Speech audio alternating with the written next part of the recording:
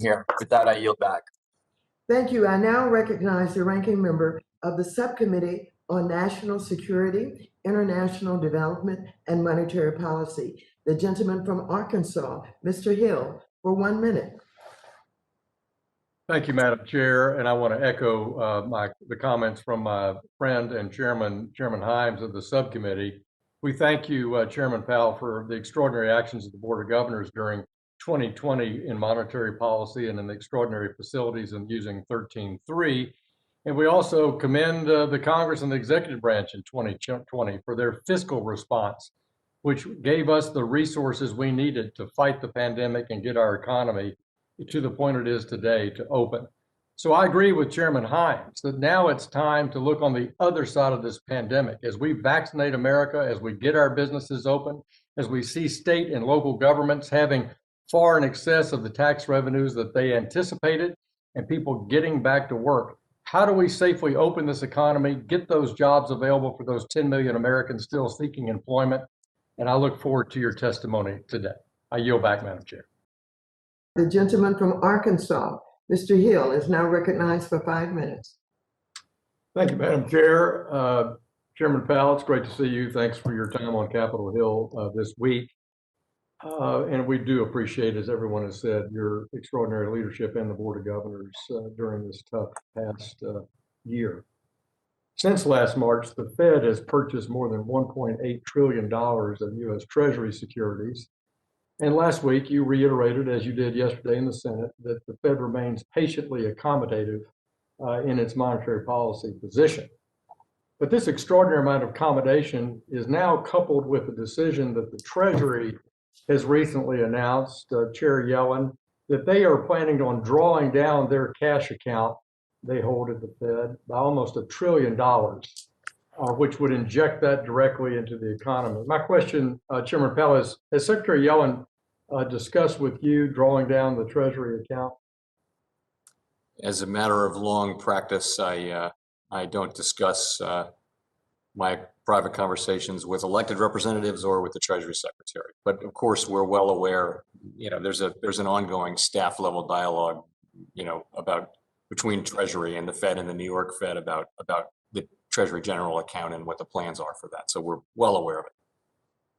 If $1 trillion was drawn out of that account and injected, do you think that could cause short-term interest rates, something you're very concerned about at the Board of Governors and a very keen focus on monetary policy? Could that cause short-term rates to go negative? So it could put downward pressure on short-term rates. Of course, our principal concern is that the federal funds rate be within the range that the FOMC has ordered it to be. And we have the tools to make sure that that's the case. And if that is the case, and it will be the case, that we'll be within our range, we'll be where we need to be. That's going to tend to work against the other, short-term money market rates going too low. Yeah. No, it's a key point. That's why I'm concerned about that impact in the market, understanding it. I mean, for example, I assume the Board of Governors, from a monetary policy reaction to that, if short-term rates went negative, is you could raise the rates on the IOER range that you have. Would that be a tool that you could take into effect? Yes, we haven't made any decisions about this at all, but of course that and also the rate on the reverse repo facility are the two things that we can move. And those are our two administered rates. And so those would be the tools that we can use, among others, frankly, but those are things that we can do.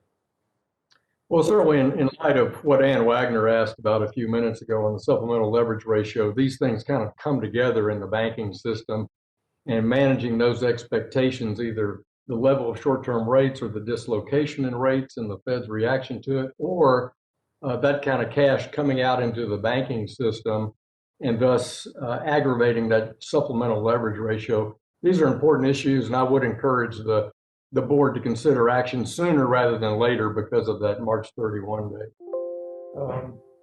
Chairman Himes raised a really interesting question, and Mr. Barr did as well, about the indicators you look at when you're evaluating this inflation move.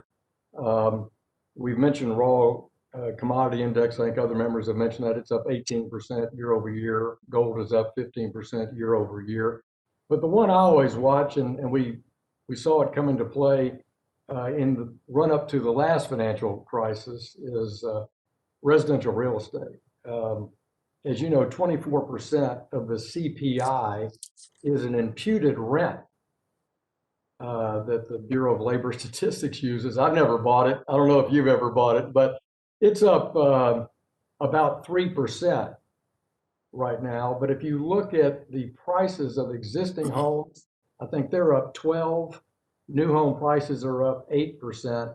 Is that one that you particularly focus on, that imputed residential rent, since it is about 25% of the CPI, and how do you look at that issue? We do, of course, follow a broad range of prices. It's half of our mandate is price stability. So we have a lot of attention paid to many different things. The most important thing really is inflation expectations. Are they anchored? And we have great tools for looking at that, including a new common index of inflation expectations. You ask about real estate, housing, residential real estate prices, and the very high levels of increases, we saw this year. There were a bunch of one-time factors. There was a suppression of demand at the beginning, and then increase in demand as that industry reopened. Rates are low. People are working at home. All those things rates will be low for some time, but people working at home won't be forever, and all those things tended to push up demand. Our best estimate is that we will see price increases, but they'll be much lower level.